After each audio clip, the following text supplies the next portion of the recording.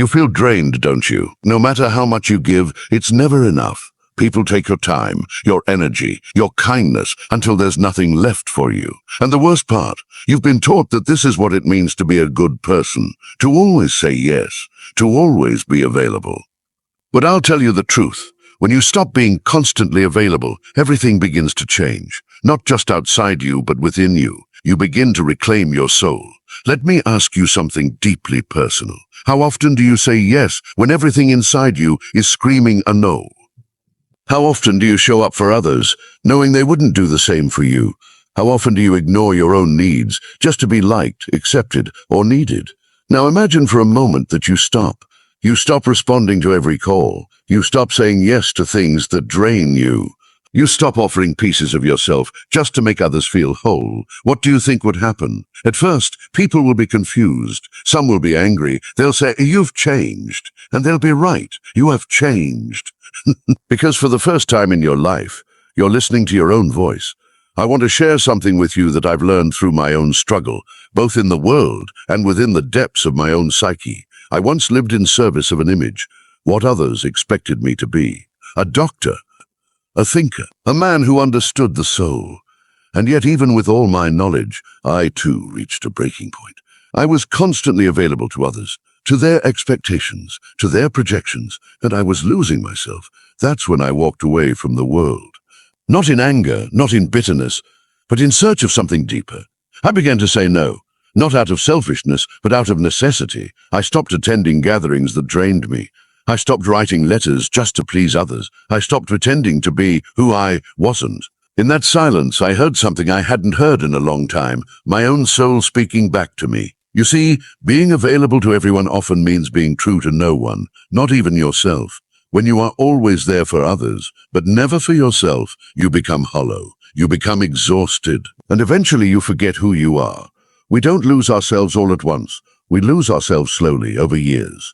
In the small compromises, in the silent sacrifices, in the unspoken resentments. But here's the miracle, you can begin to find yourself again. And it starts by becoming less available to what drains you and more available to what fills you. This is not about becoming cold. It's about becoming clear. Clear on what you will allow in your life and what you will no longer tolerate. The moment you start honoring your own energy, everything shifts. People who only wanted your light will fall away. But the ones who see your soul, they will stay. It's important to understand this. Not everyone deserves your time. Not every invitation needs an answer. Not every call must be returned. You are not here to fix everyone. You are here to become whole. And you cannot become whole if you are constantly fragmented, spread too thin, pleasing everyone but yourself. When you stop being constantly available, you create space. And in that space, your true self begins to emerge. Let me share with you a story, not of theory, but of transformation. There was a young man who always felt needed. His family relied on him. His friends leaned on him. He was everyone's hero. But deep down, he was tired. He felt invisible, used, and afraid. Because if he stopped being useful, he feared he would stop being loved. One day he broke down. He couldn't take it anymore. So he did the unthinkable. He went silent. He stopped replying to texts. He didn't show up at gatherings. He stayed home, alone. It was terrifying. Alone. It was terrifying. For the first time, he was left with just himself. And slowly, something beautiful happened. He began to rest. He began to dream again. He picked up a journal and started writing what he really felt. He realized that his worth had never been in how much he did for others. His worth was in simply being. His relationships changed. Some people disappeared. Others grew deeper. But most importantly, he changed. He stopped fearing his own voice. He stopped apologizing for existing. And he found peace.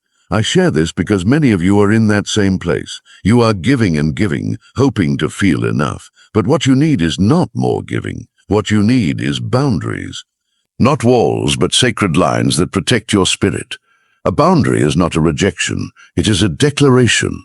This is who I am. This is what I will allow. This is what I will not. And the moment you draw those lines, gently, lovingly, you begin to step into your true power. Many people won't like your new boundaries. They liked you better when you were tired, unsure, and always saying yes. That version of you was easier to control, but your soul was never meant to be controlled. It was meant to be free. The world does not benefit from your burnout.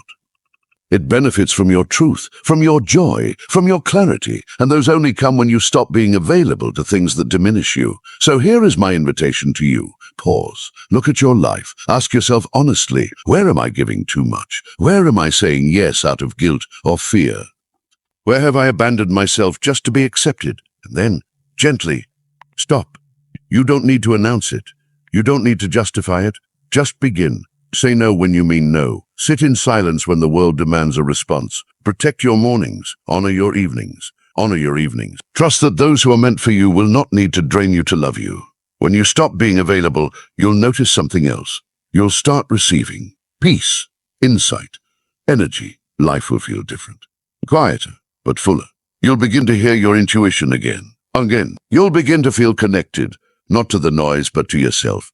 This is how you find your soul again, not by doing more, but by being less available to what distracts you from your essence. Let them think you're selfish. Let them misunderstand. Let them go. You're not here to be everyone's solution. You are here to become whole, and your wholeness is the greatest gift you can offer this world. You are allowed to protect your peace. You are allowed to change. You are allowed to say, and not this time. And when you do, the right people, the right path, and the right purpose begin to find you, not the version of you that's exhausted, but the version that's alive. Now, if this message stirred something inside you, don't ignore it. Your soul is speaking. Take one step today to honor it. Say no to something that doesn't serve you. Turn off your phone. Take a walk. Breathe. Write. Listen to the silence. That is where your real life begins. And if this voice resonates with you, I invite you to stay on this path with me. Subscribe. Reflect. Share this message with someone who is giving too much and forgetting themselves in the process. They need to hear this. Maybe you did too. You are not selfish for protecting your soul. You are wise. And when you stop being available to everything, you finally become available to yourself.